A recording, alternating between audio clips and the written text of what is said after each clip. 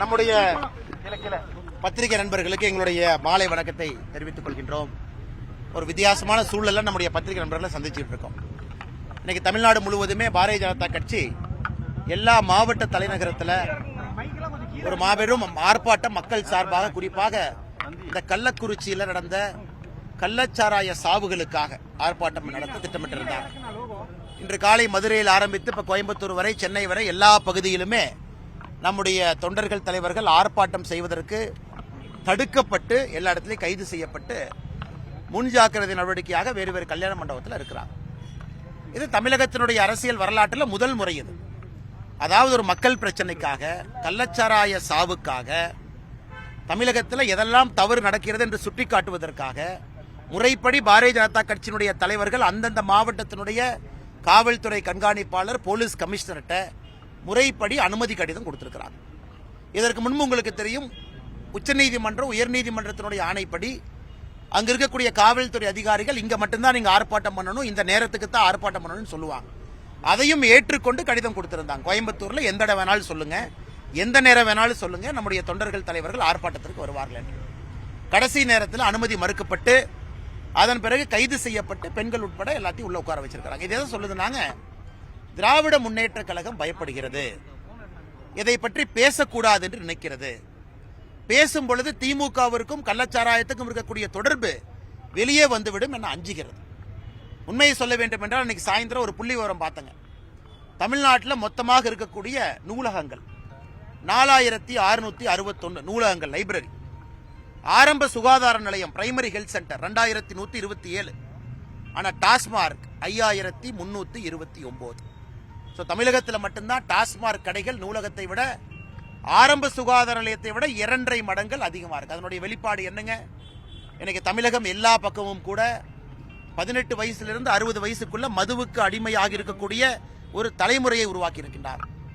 இன்னைக்கு கள்ளக்குறிச்சியில் கிட்டத்தட்ட 34 வீடுகளுக்கு ஒரு வீடாக சென்று பார்த்து விட்டு வந்தோம். மக்கள்கிட்ட பேசணும்.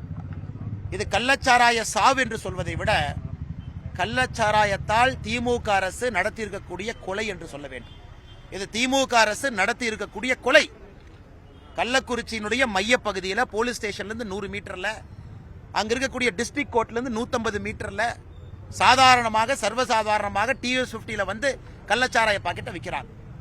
இவங்க யாருமே தினமும் கள்ளச்சாராயம் குடிக்கிறவங்க கிடையாதுங்க. இவங்க எல்லாம் டாஸ்மார்க் கடையில் கோட்டர் குடிக்கிறவங்க, வாங்கி 125 ரூபாய்க்கு 180 மில்லி கோட்டர் குடிக்கிறவங்க. ஒரு கட்டத்திற்கு மேல அது கட்டுப்படி ஆகல.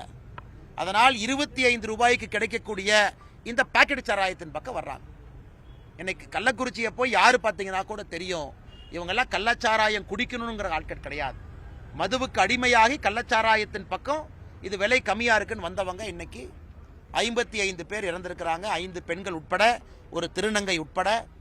குறிப்பாக பட்டியலின பழங்குடி இனத்திலிருந்து கிட்டத்தட்ட 53 பேர் இறந்திருக்கிறாங்க. 55ல் மருத்துவமனையில் 100க்கும் மேற்பட்டவங்க சிகிச்சை பெற்றுக் கொண்டிருக்கின்றார்கள். 15க்கும் மேற்பட்டவங்களுக்கு இதுவரை கண் பார்வை இல்லை. இதெல்லாம் ஒரு வளர்ந்த தமிழகம், திராவிட மாடல் அரசு.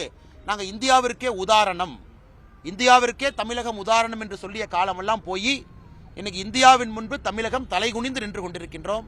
கள்ளச்சாராய சாவுகள் இந்த மாநிலத்தில் ஒரு ஆண்டல்ல, 2வது ஆண்டாக தொடர்ந்து நடக்குது. போன ஆண்டு 22, இந்த ஆண்டு 55. இதை கண்டித்து பேசுவதற்கு கூட உரிமை மறுக்கப்படுதுன்னா, இந்த அரசு இன்னைக்கு வந்து பாரதிய ஜனதா கட்சி ஆட்சிக்கு வந்து அரசியலமைப்பு சட்டத்தை மாத்திருந்தாங்க. இதே அரசியலமைப்பு சட்டத்தில் எங்களுக்கு கொடுக்கப்பட்டிருக்கக்கூடிய உரிமையை திமுக அரசு முடக்கி இருக்கின்றார்கள்னா, ஜனநாயகத்திற்கு எதிரான கட்சி எது? பாரதிய ஜனதா கட்சியா திராவிட முன்னேற்ற கழகம் தான். ஜனநாயகத்திற்கு எதிரான கட்சி திராவிட முன்னேற்ற கழகம். அரசியலமைப்பு சட்டத்திற்கு எதிரான ஒரு கட்சி திராவிட முன்னேற்ற கழகம். அரசியலமைப்பு சட்டத்தில் கொடுக்கப்பட்டிருக்கக்கூடிய ஒரு மிக முக்கியமான விஷயம் பீஸ்ஃபுல் ப்ரொடெஸ்ட், பீஸ்ஃபுல் அசம்பிளி. அதற்கு இங்கே அனுமதி இல்லை. இதையெல்லாம் அடக்கித்தான் எங்களை பற்றி நீங்க தவறாக பொது வழியில் சொல்லக்கூடாதுன்னா, சமூக வலைதளத்தில் ஆயிரக்கணக்கான, லட்சக்கணக்கான, கோடிக்கணக்கான மக்கள் பார்த்து கொண்டிருக்கின்றார். இன்று மதியம் ஆளுநர் அவர்களுக்கு தொலைபேசி மூலமாக அழைத்து நான் புகார் சொன்னேன். குறிப்பாக எங்களுடைய தனிப்பட்ட கருத்து சுதந்திரத்தை திராவிட முன்னேற்ற கழகம் பறித்துக் கொண்டிருக்கின்றார். ஒரு தனி மனிதன் பேசக்கூடிய சுதந்திரத்தை பறிக்கிறாங்க. நாங்கள் எங்கேயும் ஊர்வலம் போகல, எங்கேயும் போய் தாக்குதல் நடத்த போகல, எந்த ஆபீஸையும் கெரவ் பண்ண போகல, எந்த கச்சேரியை நோக்கி நாங்க போய் ஒரு ஆர்ப்பாட்டம் பண்ணி கலாட்டா பண்ணு போகல. அமைதியான முறையிலே தமிழகம் முழுவதும் நாங்கள் ஆர்ப்பாட்டம் நடத்துகின்றோம் என்று எழுத்துப்பூர்வமாக கொடுக்கப்பட்ட கடிதத்தை நிராகரித்திருக்கின்றார்கள் என்றால் தனிப்பட்ட முறையிலே எங்களுடைய கருத்து சுதந்திரம் பாதிக்கப்பட்டிருக்கிறது என்று ஆளுநரிடம் நான் முறையிட்டேன் தொலைபேசி மூலமாக. திங்கட்கிழமை காலையில் 11 மணிக்கு ஆளுநர் அவர்கள் நேரம் கொடுத்திருக்கின்றார்கள். பாரதிய ஜனதா கட்சி சார்பாக ஒரு குழு நம்முடைய மேதகு ஆளுநர் அவர்களை சந்தித்து குறிப்பாக இந்த கள்ளச்சாராய சாவு பாரதிய ஜனதா கட்சி ஸ்பாட் விசிட் நாங்கள் பார்த்திருப்பது அனைத்தையும் கொடுக்க போகின்றோம். அதையெல்லாம் தாண்டி திமுகவுக்கு இருக்கக்கூடிய சம்பந்தத்தை கூட ஆளுநரிடம் அறிக்கையாக சமர்ப்பிக்க போகின்றோம். அதையெல்லாம் தாண்டி எங்களுடைய கருத்துரிமையை பறிக்கக்கூடிய திராவிட முன்னேற்ற கழக அரசு தொடர்ந்து ஆட்சியில் இருக்க வேண்டுமா என்கின்ற கேள்வியும் ஆளுநர் முன்னால் வைக்க இருக்கின்றோம். இதை இன்னைக்கு பத்திரிகையாளர் சந்திப்பில் பத்திரிகை நண்பர்கள் முன்பாக சொல்வதில் நாங்கள் கடமைப்பட்டிருக்கின்றோம். நண்பர்களுக்கு வேற ஏதாச்சும் கேள்வி இருந்தா கேளுங்க. சிபிசிஐடி விசாரணை பத்தாது, வேணும் நீங்க கேட்டிருந்தீங்க. ஆனா சிபிஐ விசாரணை தேவையில்லை. இதற்கு முன்பு நடைபெற்ற சம்பவங்களையும் சிபிசிஐடி விசாரணை தான் நடந்திருக்குது. ஏன் இப்ப சிபிஐ விசாரணை தேவைன்னு சொல்லி கேட்டிருக்காங்க. ஆனா இதற்கு முன்பு நடந்திருக்கக்கூடிய சம்பவம் போன ஆண்டு செஞ்சி மஸ்தானுக்கு முதல் குற்றவாளி மருவூர் ராஜா வந்து கேக் ஊட்டி விட்டார். அந்த போட்டோ வேணா பத்திரிகை நண்பர்கள் மறுபடியும் கொடுக்குறேன். செங்கல்பட்டில் நடந்த கள்ளச்சாராய சாவுல அக்யூஸ் நம்பர் 1 மருவூர் ராஜா ஒரு புகைப்படத்தில் செஞ்சி மஸ்தானுக்கு கேக் ஊட்டிட்டு இருப்பார். அவர் யாருன்னா அவர் தான் அக்யூஸ் நம்பர் 1. இதான் திமுக அமைச்சர்களுக்கும் கள்ளச்சாராயம் காய்ச்சலுக்கும் இருக்கக்கூடிய தொடர்பு. எனக்கு சிபிசிஐடி என்கொயரி என்ன பண்ணுனே, போய் 2 பானையை உடைப்பாங்க, 2 குண்டா உடைப்பாங்க, ஒரு 100 லிட்டர் மெத்தனால பிடிச்சிட்டு வருவாங்க, ஒரு 2 குண்டாவை கொண்டு வந்து குண்டா ஆக்ட் சட்டத்தை போட்டம்பாங்க. எங்களுடைய இது என்பது திராவிட முன்னேற்ற கழகத்தினுடைய தலைவர்களுக்கும் கள்ளச்சாராயம் காய்ச்சுவர்களுக்கும் இருக்கக்கூடிய தொடர்பை வெளியே கொண்டு வரணும். அதற்கு தான் சிபிஐ என்கொயரி தேவைப்படுகிறது. அதனால் எங்களுடைய கருத்திலே தெளிவாக இருக்கின்றோம். உள்துறை அமைச்சருக்கு எழுதியிருக்கின்றோம். இது ஆளுநர்ட்டி நாங்கள் முறையாக வைக்கப் போகின்றோம். ஆனால் நிச்சயமாக இது தமிழ்நாடு பாருங்க, ப்ராசிக்யூஷன் சாங்ஷனை வித்ட்ரா பண்ணிட்டாங்க. தமிழகத்திற்குள்ள சிபிஐ வர வேண்டும் என்றால் மாநில அரசு அனுமதி வாங்கணும். எவ்வளவு விவரம் பாருங்க, 1 வருஷத்துக்கு முன்னாடி ப்ராசிக்யூஷன் சாங்ஷனை எடுத்த அரசு. ஆனால் சிபிஐ வர வேண்டும் என்றாலும் கூட இன்னைக்கு நிலைமை என்னன்னா கோர்ட்டு மூலமா வரலாம் அல்லது மாநில அரசு அனுமதி கொடுத்த பிறகு வரலாம். இதான் தமிழகத்தில் இன்னைக்கு இருக்கக்கூடிய ஒரு மோசமான சூழல். ஆனா நிச்சயமாக சிபிஐ என்கொயரி நடந்தால் மட்டும்தான் இதனுடைய முதல் முழு விவரம் வெளியே வரும். அண்ணா கண்கெட்ட பின் சூரிய நமஸ்காரம். நான் உங்களுக்கு இன்னைக்கு ட்விட்டர்ல ஒரு பதிவு போட்டிருக்கேன், முதலமைச்சருடைய வீடியோ போட்டிருக்கேன். ஓராண்டுக்கு முன்பு முதலமைச்சர் பேசிய வீடியோ. தமிழகத்தில் வார வாரம் கள்ளச்சாராயத்திற்காக கூட்டம், கண்காணிப்பு கூட்டம் நடக்கும் முதலமைச்சர் சொல்லியிருக்கார். வார வார கண்காணிப்பு கூட்டம் மாவட்டத்தில். முதலமைச்சர் சொல்லிட்டு எத்தனை கண்காணிப்பு கூட்டம் நடந்திருக்கு இந்த ஓராண்டுல, எத்தனை கண்காணிப்பு கூட்டத்தில் முதலமைச்சர் பங்கேற்றிருக்கிறாங்க, அந்த கண்காணிப்பு கூட்டத்தினுடைய நகலை நம்ம கொடுக்கட்டும், மினிட்ஸ் ஆஃப் த மீட்டிங். அந்த கண்காணிப்பு கூட்டத்தின்படி என்ன நடவடிக்கை எடுத்திருக்காங்கன்னு முதலமைச்சர் சொல்லட்டும். அவர் வெளிப்படையாக சொன்ன வீடியோவை இன்னைக்கு வெளியிட்டு இருக்கிறோம்.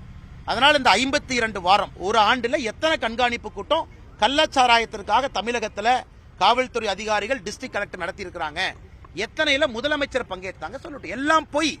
அந்த நேரத்தில் பத்திரிகை நண்பர்களை சமாளிப்பதற்கு ஒரு பொய்யை சொல்லிட்டு கிளம்பிடுவாங்க. ஓராண்டு கழித்து அடுத்த இது போன்ற ஒரு நிகழ்வு நடக்கும் பொழுது மறுபடியும் வந்து அடுத்த பொய்யை சொல்லுவாங்க. அதனால் முதலமைச்சர் அவர்கள் போன ஆண்டு கொடுத்த ப்ராமிஸ் முதல்ல சொல்லட்டுங்கன்னா, அதே அவர் பண்ணலையே, அதையும் அவங்க செய்யலையே.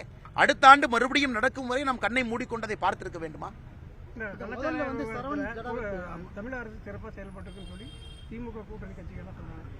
ஆனா இதை விட வெட்கக்கேடு எதுவுமே இல்லைனா.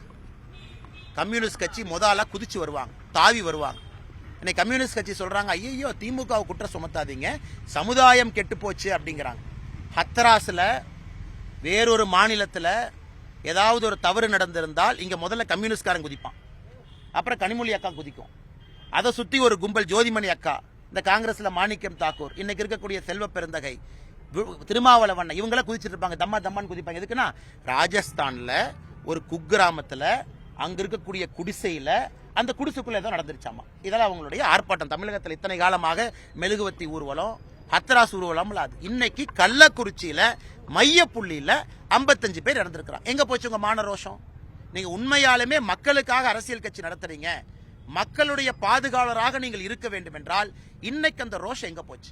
அதனால திமுகவுடைய கூட்டணி கட்சிகள் முழு அடிமைகள் என்பதை இன்னைக்கு பத்திரிகை நண்பர்களுக்கும் தமிழக மக்களுக்கும் உணர்த்தி இருக்கிறாங்க. முழு அடிமைகள். ஒரு கண்டன குரலை காணோம். இதற்கு முன்னாடி யாரோ வருவாங்க, சமூக ஆர்வலர், சினிமா நடிகர்கள் யாரோ கிளம்பி வருவாங்க, இதற்கானா அதற்கானான்.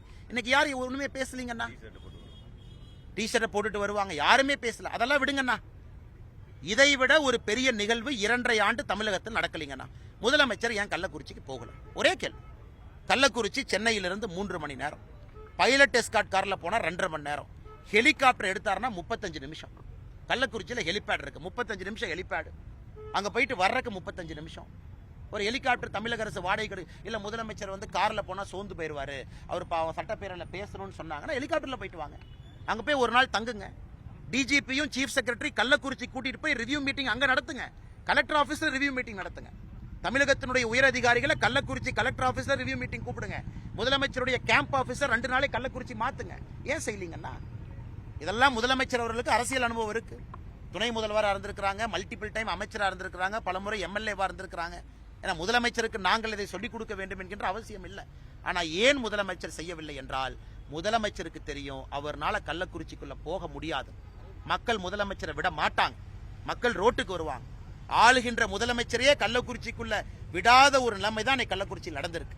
அதனால் இதையெல்லாம் விட்டு முதலமைச்சர் முதல்ல கள்ளக்குறிச்சிக்கு போட்டும், மக்களை பார்க்கட்டும், கேம்ப் ஆபீஸ் கள்ளக்குறிச்சி டிக்ளேர் பண்ணட்டும், அதன் பிறகு முதலமைச்சர் பேசிட்டு நாங்கள் ஏற்றுக்கிறோம். இப்போ சரவணகுமார் ஜடாவத்தை மாவட்ட ஆட்சியரை மாற்றிருக்காங்க, எஸ்பி மாற்றிருக்காங்க, அங்கே இருக்கிற சிபிசிஐடி ஒரு சில பேப்பர்லாம் மாற்றிருக்காங்க, மதிவிலக்கு எல்லாம் மாற்றிருக்கிறாங்க. இனி என்ன பண்ண முடியும்? நான் கேட்கறதுன்னா காவல்துறை யார் கையில் இருக்கு? முதலமைச்சர் ஏன் மாத்தல? ப்ரொஹிபிஷன் யார் கையில் இருக்கு? முத்துசாமி கையில், அவர் ஏன் மாத்தல? இதெல்லாம் உங்க கையில் இருக்கு. ஸோ ரெஸ்பான்சிபிலிட்டி நீங்க எடுக்க மாட்டீங்க, ஆனா கீழே இருக்கிற எஸ்பியும் கலெக்டர் எடுக்கணும். இதெல்லாம் அநியாயம். ப்ரொஹிபிஷன் அமைச்சர் முத்துசாமி அவங்க இன்னைக்கு சட்டப்பேரவையில் ஒரு காமெடி நடந்துச்சு. நண்பர்கள் நீங்களாம் பிஸியா இருந்திருப்பீங்க, பத்திரிகை நண்பர்கள், நீங்க பார்த்திருக்கணும். ஒரு காங்கிரஸ் எம்எல்ஏ எந்திரிச்சு கேட்கிறார் இன்னைக்கு சட்டப்பேரவையில், இந்த எம்எல்ஏக்களுக்கெல்லாம் வீடு கட்டணும். இன்னைக்கு காங்கிரஸ் சட்டப்பேரவை எம்எல்ஏ ஹுசைன் மௌலானா அவர்கள் சட்டப்பேரவையில் கேள்வி, அந்த எம்எல்ஏக்கெல்லாம் புது வீடு கட்டி கொடுங்க. வீட்டு வசதித்துறை அமைச்சரும் அண்ணன் முத்துசாமி தான் முதல் ஆளா எந்திரிச்சு எம்எல்ஏக்களுக்கு நிச்சயமாக வீடு கட்டி கொடுக்கப்படும் அப்படின்னு சிரிச்சிட்டு சொல்றாரு. ஆனா கள்ளக்குறிச்சியில மட்டும் அவங்க குடிசை வீட்டில் இருக்கணுமா, அவங்க 25 ரூபா பாக்கெட் சாராயம் குடிக்கணுமா, அவங்க சாவணுமா? ஆனா சட்டப்பேரவையில் அவர் கேட்பாராமா கூட்டணி கட்சி வீடு கட்டி கொடுங்கன்னு. அதே ப்ரொஹிபிஷன் மினிஸ்டர் முத்துசாமி அவர்கள் வீட்டு வசதித்துறை அமைச்சராக இருக்கிற அவர் முத்துசாமி அவர் சொல்றாரு இல்ல வீடு கட்டி கொடுக்கணும். எவ்வளவு வெட்க கேடுனா இன்னைக்கு பேசுற சப்ஜெக்ட் அது. கள்ளக்குறிச்சியில் இருக்கக்கூடிய 55 பேர் வீட்டை போய் பாருங்க, வீட்டுக்குள்ள கால் வைக்க முடியாது, 10க்கு 10 வீடு, 4-5 பேர் டென்ட்ல தங்கி இருக்கிறாங்க. அவர்களுக்கெல்லாம் வீடு வேண்டாம், ஆனா எம்எல்ஏக்கு ஒரு வீடு வேணும். இதான் இன்னைக்கு தமிழகத்தினுடைய அரசியல். அதனால் இந்த கூட்டணி கட்சி ஒருவரை பாராட்டிக் கொள்வது உண்மையாலுமே மக்கள் இதை பார்த்து அழுவுறதா சிரிக்கிறதான்னு தெரியாம இருக்கிறாங்க. நீங்க சொல்லுங்க இதுல என்னங்க அரசியல்? நீங்க சொல்லுங்க இதுல அரசியல் என்னங்க நடந்திருக்கு? கேள்வி கேட்கிறோம். இது ஏதோ கல்வராயன் மலையில ஒரு கிராமத்துல, மலை உச்சி கிராமத்துல இது நடக்கல. கள்ளக்குறிச்சியினுடைய மைய புள்ளியில டிஸ்ட்ரிக்ட் ஹெட் குவார்டர்ஸ்ல போலீஸ் ஸ்டேஷன்ல இருந்து 100 மீட்டர்ல டிஸ்ட்ரிக்ட் ஹெட் குவார்டர்ஸ் நடந்திருக்கு. இதைத்தானே கேட்கிறோம். இது எப்படின்னா அரசியல்? ரெண்டாவது, முதலமைச்சர் ஏன் வரலன்னு கேட்கிறோம். இங்க தமிழ்நாட்டில் ஒரு ஸ்டைல், நாய் செத்து போச்சுன்னா பிரதமர் வரணுமா? என்னன்னு சென்னையில தெருநாய் செத்து போச்சுன்னா பிரதமர் ஏன் வரலன்னு கேட்கிற திமுக கூட்டம். ஆனா கள்ளக்குறிச்சியில் 55 பேர் செத்து போயிருக்கிறாங்க, ஏன் முதலமைச்சர் போகல? அதனால இதைத்தான் நாங்க திரும்ப கேட்கிறோம். ஹத்ராஸ்ல நடந்ததுன்னா மெழுகுவத்தி பிடிக்கக்கூடிய கனிமொழி அக்கா எங்கன்னா போனாங்க? ராஜஸ்தான் குடிசையில் ஒரு நிகழ்வு நடந்தா அறிக்கை கொடுக்கக்கூடிய சமூக ஆர்வலர் எங்க போனாங்க? இதை கேட்டால் எப்படிங்கன்னா அது அரசியல் ஆகும். அண்ணா இன்னைக்கு வந்து கடிதம் எழுதி இருக்கிறோம். இன்னைக்கு மறுபடியும் உள்துறை அமைச்சருக்கு 2வது கடிதம் எழுதி இருக்கிறோம். National commission for SC community, அதாவது பட்டியலின சகோதர சகோதரிகளுக்கான தேசிய ஆணையம் தமிழகத்திற்கு உடனடியாக வரணும். அவங்க கிட்டத்தட்ட 43 சகோதர சகோதரிகள் பட்டியலினத்தை சார்ந்தவங்க, 10 பேர் பழங்குடி இனத்தை சார்ந்தவங்க, கிட்டத்தட்ட 98% பட்டியலின பழங்குடி இனத்தை சார்ந்தவங்க. அப்படிங்கறதுனால அந்த ஆணையம் உடனடியாக வந்து பார்க்கணும். அந்த ஆணையம் மாநில அரசுக்கு அறிவுறுத்தணும், SC/ST கேட்ட சேர்த்துங்க, அதுல ஒரு காம்பன்சேஷன் வரும். SC/ST ஆக்ட் போட்டுட்டீங்கன்னா அதுல ஆட்டோமேட்டிக்கா 3 லட்சம் 4 லட்சம் 5 லட்சம் தனியா ஒரு காம்பன்சேஷன் இருக்கு, அந்த பணமும் வரணும். ஆனா இது வந்து இன்னைக்கு ஆர்கியூமெண்ட்டே கள்ளச்சாராயம் குடிச்சவங்களுக்கு காசு, அது ஆர்கியூமெண்ட் இல்லைங்கண்ணா. That is not an argument at all. கள்ளச்சாராயம் குடிச்சவங்க இறந்துட்டாங்க, நல்லவங்களா கெட்டவங்களா எல்லாம் விடுங்கண்ணா. இன்னைக்கு குடித்த பிறகு வந்து நாம வந்து போஸ்ட்மார்ட்டம் பண்ணி ஆராய போக வேண்டாம். பல வீடுகளில் நாளைக்கு காலையில் அடுப்பு எரியாது. கள்ளச்சாராயத்தை கட்டுப்படுத்துவதிலே நாம் கவனம் செலுத்த வேண்டுமோ தவிர குடிச்ச பிறகு நிவாரணம் கொடுக்கறதா சரியா தவிர அதுக்குள்ள நாங்க போக விரும்பலைங்க. பாரதிய ஜனதா கட்சி ஒரு குடும்பத்துக்கு இன்னைக்கு செக் கொடுத்துட்டோம். இன்னைக்கு கிட்டத்தட்ட 40 குடும்பத்திற்கு 1 லட்சம் ரூபாய் இன்னைக்கு போய் செக் இஷ்யூ பண்ணிட்டோம். எதுக்கு? நாளைக்கு காலையில சாப்பாடு செய்யறதுக்கு அவங்க கையில சாப்பாடு இல்லைண்ணே. உண்மைதானே? அந்த குழந்தை 3 வீட்டில் குழந்தை அப்பா அம்மா இல்லாம இருக்குண்ணே. ஈம காரியம் செய்யறதுக்கு அவங்ககிட்ட பணம் இல்லை. நாங்கள் மனிதாபிமான அடிப்படையில் அந்த குடும்பத்துக்கு கொடுத்துருக்கோம். அந்த கள்ளச்சாராயம் தப்பு தான், அதுக்காக எல்லாத்தையும் தப்பு தப்பு தப்புன்னே நீங்க சொல்லிட்டு போனா சமுதாயத்தை யார் பாதுகாக்கிறதுனா? அதனால் நாங்கள் இன்னைக்கு கேட்டிருப்பது national commission for schedule caste அந்த அமைப்பு உடனடியாக தமிழகத்திற்கு வரணும். தவறு செஞ்சிருக்கவங்கள அவங்களும் நடவடிக்கைக்கு பரிந்துரைக்கணும் நாங்க சொல்லியிருக்கோம். இந்த கள்ளக்குறிச்சி விவகாரம் இடைத்தேர்தல் எதிரொலிக்கும். விக்கிரவாண்டி இடைத்தேர்தல் விக்கிரவாண்டி தெரியலீங்கன்னா இந்த மோசமான ஆட்சியே 40 வந்திருக்குது. அதனால எந்த தேர்தலில் எது எதிரொலிக்கும்னு எனக்கு தெரியலீங்கன்னா. அதனால காசு கொடுத்தா வந்தாங்கண்ணே. பட் இருந்தாலும் மனசாட்சியோட நிறைய பேர் ஓட் போட்டாங்களா? நமக்கு 80 லட்சம் பேர் ஓட் போட்டிருக்கிறாங்க. அதனால் நாங்கள் நினைப்பது இது நிச்சயமாக இந்த தேர்தலிலே எதிரொலிக்க வேண்டும். இந்த தேர்தலில் விக்கிரவாண்டி இடைத்தேர்தல் இது எதிரொலிக்க வேண்டும் என்பது எங்களுடைய ஆசை. காரணம் என்னன்னா, ஒரு அரசியல் மாற்றம் நடக்குது, மக்கள் உத்து பார்க்கறாங்க, மக்கள் கவனிக்கிறாங்க, அன்றாடம் விஷயத்திற்கு அரசுக்கு தண்டனை கொடுக்கறாங்க. அப்படிங்கிறது விக்கிரவாண்டி இடைத்தேர்தலில் வெளியே வர வேண்டும் என்பது எங்களுடைய எதிர்பார்ப்பு. என்னன்னு விக்கிரவாண்டிக்கு தேர்தல் நீங்க அறிக்கையை நீங்க படிச்சீங்களா தலைவா? இப்ப கேட்ட எப்படி தலைவா? கூட்டணி கட்சி பாட்டாளி மக்கள் கட்சி நிக்குது, எல்லோரும் சேர்ந்து முடிவெடுத்திருக்கின்றோம். தேசிய ஜனநாயக கூட்டணி சார்பாக அந்த அறிக்கையை பாரதிய ஜனதா கட்சி தான் கொடுத்தோங்கன்னா, வேட்பாளர் அறிவிச்சிருக்கிறோங்கன்னா, அதனால் நிச்சயமாக நம்முடைய வேட்பாளர், அவர் பேர் அன்புமணி தான், இதுக்கு முன்னாடி போட்டியிட்டவர், ஒரு பெரிய வெற்றி பதிப்பார் என்பது எங்களுடைய நம்பிக்கை. இன்றைய போராட்டத்தில் வந்து நீங்க உங்க தலைமையில தான் நடக்குதுன்னு சொல்லியிருந்தாங்க. அதான் வர்றதுக்கு முன்னாடியே நீங்க எல்லாத்தையும் கூட்டு வந்துட்டு எப்படிண்ணே? போராட்ட டைம் 5:30 5:45. அதுக்கு முன்னாடி 4 மணிலிருந்தே வந்து அப்படி என்னன்னே பயம். 4 மணிலிருந்தே வந்து பஸ்ஸை கொண்டு வந்து வெளியிருந்து வர்றவங்க எல்லாத்தையும் பிடிச்சி ஒருத்தரையும் கொண்டு வந்து அடைக்க வேண்டிய பயம் என்ன? போராட்டத்தில் என்னென்ன பண்ண போறோம்? மைக் எடுக்கிறோம், பேசுறோம், பத்திரிகை நண்பர்கள் வருவீங்க, மக்கள்கிட்ட நாங்கள் முறையிடுறோம், அதன் பிறகு அமைதியாக கலைஞ்சு போறோம். அவ்வளோதானே. அதான போராட்டம். கல் எடுக்கிறோமா, பஸ்ஸை போய் உடைக்கிறோமா, ஏதாச்சும் கலெக்டர் ஆஃபீஸை போய் கெரோ பண்றோமா, இல்லை பொது சொத்துக்கு ஏதாச்சும் பாரதிய ஜனதா கட்சி தமிழக அரசியல் வரலாற்றில் ஒரு பொது சொத்துக்கு சேதம் ஏற்படுத்தியிருக்கிறோமா? எங்கேயாச்சும் போய் அரசு பேருந்துக்கு உடைச்சிருக்கிறோமா? பாரதிய ஜனதா கட்சி கூட்டம்னா உங்களுக்கு தெரியும், அமைதியாக வந்து முடிச்சுட்டு அமைதியாக போகிற குரூப் இதெல்லாம். எங்கேயும் நாங்கள் சண்டையாக போகிற ஆள் கிடையாது. இதையெல்லாம் நீங்கள் கொண்டு வந்து இங்கே பண்ணணும்னா என்னென்ன அர்த்தம் அது? அதனால் வருவதற்கு முன்பே அப்படி அவசரப்பட்டு 4 மணிலேருந்து கைது செய்வதற்கான காரணம் என்னென்ன? ஏங்கண்ணே ரொம்ப நன்றி அண்ணா, ரொம்ப நன்றி அண்ணா, ரொம்ப நன்றி அண்ணா. இல்லைண்ணே சும்மா நம்ம காவல்துறை மேலே பொய்யெல்லாம் சொல்லக்கூடாதுண்ணே. காவல்துறை எதுவும் பிளாக் எல்லாம் பண்ணலீங்கன்னா அவர்கள் கடமையை அவங்க செஞ்சாங்க, அரசு சொல்றதை அவங்க செய்கிறாங்க. காவல்துறையின் மீது கோபம் இல்லை. எனக்கு என்னன்னா, அந்த ஸ்பாட்டுக்கு ஆல்ரெடி எல்லாம் கையை வெட்டிக்கிறாங்க, காலை வெட்டிக்கிறாங்க, அதான் எனக்கு பயம். அதனால ஸ்பாட்டில் தள்ளுமுள்ளு நடக்கக்கூடாது. எங்களுடைய தொண்டர்கள் காவல்துறையை எந்த நேரத்திலும் கூட தொடக்கூடாது என்பதில் உறுதியாக இருக்கும். ஒரு தள்ளுமுள்ளு கூட எங்கள் மேலே வந்துடக்கூடாது. அது நான் வந்து அவங்க நம்மளை பிடிச்சிழுத்து தூக்கி அது 2 பேர் தள்ளி எங்கள் ஆளுக்கு மேலே 353 போடுவாங்க. இல்லை தொண்டர்கள் தலைவர்களை பாதுகாக்க வந்தாங்க 353, அது 2 பேர் ஜெயிலுக்கு போய் எக்ஸ்ட்ரா 2 நாள் இருப்பாங்க. அந்த விளையாட்டே நமக்கு வேண்டாம். நீங்கள் அரெஸ்ட் பண்ணுறீங்களா, நீங்கள் அரெஸ்ட் பண்ணுங்க. பண்ணதுக்கப்புறம் நானாக வந்து மண்டபத்தில் உட்காந்துக்கிறேன். நான் இந்த விஷயப்படுத்தி நாடி இருக்கோங்கன்னா இன்னைக்கு அப்ளை பண்ணிட்டோம். ரிட் பெட்டிஷனு கருநாகராஜன் அவர்கள் தலைமையில் பால் கனகராஜ் அவங்க அப்ளை பண்ணியிருக்காங்க. இன்னைக்கு எல்லா நீதிபதிகளுமே, இன்னைக்கு ஹைகோர்ட் இன்னைக்கு லீவு, எல்லா நீதிபதிகளும் இன்னைக்கு ஒரு செமினாரில் எல்லாம் இருந்தாங்க. அதனால் இன்னைக்கு நீதிமன்றத்தை நாங்கள் அப்ளை பண்ணியும் இன்னைக்கு அணுக முடியல. நாளைக்கு ஞாயிற்றுக்கிழமை. அதனால் முதல்ல நீதிமன்றம் எப்போ அமர்வு வருமோ அப்போ நிச்சயமாக எங்களுடைய ரிட் பெட்டிஷன் அவங்க எக்ஸாமின் பண்ணுவாங்கன்னு நம்பிக்கை இருக்குது. அதன் பிறகு ஒரு புதிய தேதியை பெற்று மறுபடியும் கோர்ட் அனுமதியோடு இந்த ஆர்ப்பாட்டம் நடத்தணும். அது நாங்கள் ரொம்ப தெளிவாக இருக்கோம். ஆமாண்ணே, இப்போ சென்னை போகணும். அன்னைக்கு நைட் அன்புமணி ராமதாசனோட மீட்டிங் இருந்தது. அந்த விக்கிரவாண்டி இடைத்தேர்தலுக்கான மீட்டிங் எல்லாம் நீ கேன்சல் பண்ணிட்டு இங்கே உட்கார வேண்டியதான். வேற என்ன பண்ணுறது? இவங்கெல்லாம் போகும்போது கடைசி ஆளாக நானும் வெளியே செல்வேன்.